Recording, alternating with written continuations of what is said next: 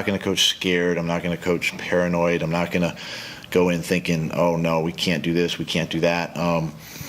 We just have to continue to go play, and I got to coach that way. I'm excited to get him back out there, but at the same time, it's not about one guy, and we can't lose sight of that. We got other issues, offensively, defensively, and special teams that we need to coach up, and as exciting it is to have him back, your starting quarterback, we still have some other areas to fix. All right, Nick, Coach said it. They do have other issues on offense, but does Carson Wentz at least fix some of those, or if not most of those issues on offense? On offense, I think he fixes an enormous amount of their issues. I still think that he obviously can't fix the injuries they have at wide receiver, and until they have a number one receiver that's not Nelson Aguilar, they are not going to be the offense last year that had a stretch where they were averaging, an 8-week stretch where they averaged about 35 points a game. Like that, they're not going to be able to do. But you will, even 75% Carson Wentz is better than your typical Nick Foles game. Now, we've seen great Nick Foles games, but we also saw week 1 of the season. We saw the preseason. We saw the playoff game against Atlanta. Like, we know what the average Nick Foles game is. But I don't look at Philly right now as a team that the reason they're 1-1 is just because the offense hasn't been potent. This is a team that has not played like they played en route to winning the Super Bowl, which was not only a high-powered offense when Wentz was there, but a dominating defense that started with a defensive line creating havoc for the opposing team's quarterback. Opponents are averaging 14 yards per catch against Philly this year. That's unacceptable. Meanwhile, they're averaging less than 9 yards per catch themselves. That discrepancy is why they lost the Tampa game. First play of the game, you give up a 75-yard touchdown. Later in the game, you give up another 75-yard touchdown to a tight end where 50 yards is run after catch. That's, to me, the bigger issue than what's going on with the offense. How much of that is, sure, they're depleted a little bit and they've got some injuries and whatnot, and how much of it is, other teams now know how to game plan for them, and other teams have been trying to figure this out for the last couple weeks now, or ever since they won the Super Bowl?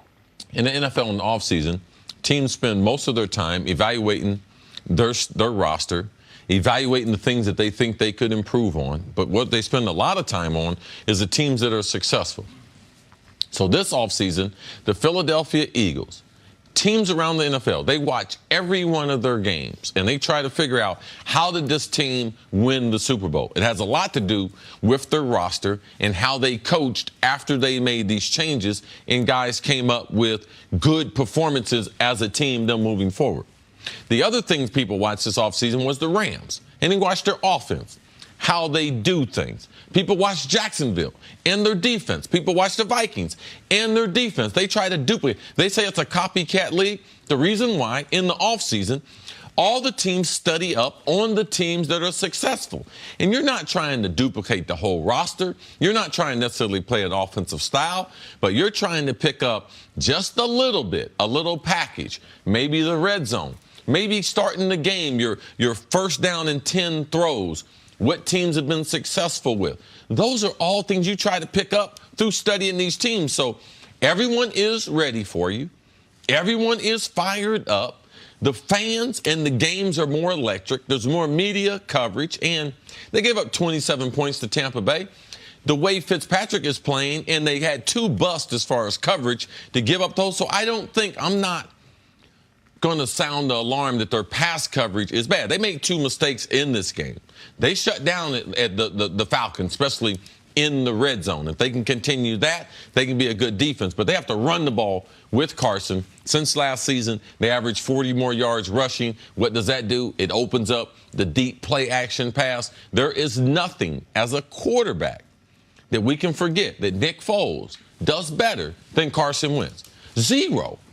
He doesn't throw the ball better. He doesn't have a better touch. He doesn't have a stronger arm. He's not a better leader. He's not a better athlete. No. There's nothing that he does better. So just the initial substitution, it does make the Eagles better. And listen, it might seem odd that I was concerned about the Eagles' defense in Week 1 when Atlanta only scores 12 points, but it was Atlanta shooting itself in the foot in the red zone, to me, was more indicative of Atlanta's failures than the Eagles' successes. Yeah. They got the ball. They drove right downfield to the 1-yard line. line, they don't get a touchdown. They don't get any points. The next drive, they drive right back down in the red zone. They only get a field goal. Atlanta got in the red zone 5 times in that game, only came away with the 10 points. Like that to me is indicative of a bigger issue. But as far as the copycat league stuff, like just watch Sunday Night Football and listen to Chris Collinsworth, and you'll hear RPO, RPO, RPO. That's one of the things the Eagles did very well last year. We're seeing now more throughout the league. When you hear Doug Pederson say, I'm not going to coach scared,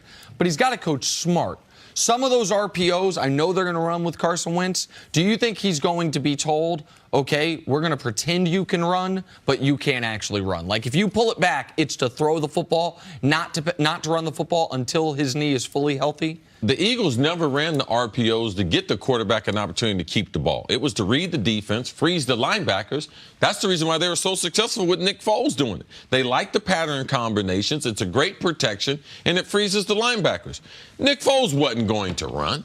Like Carson Wentz, he had the option before, but it's understood in the installation. You're going to be more careful on that. How many times I actually roll you out of the pocket, I'm going to be careful on that. But this is not a game that you want Carson to be thinking more. So you can't give him a bunch of restrictions because that's part of what the doctors do. Once the doctor clears you, the athlete's going to play, and he's going to play hard. All right, we got to take a break.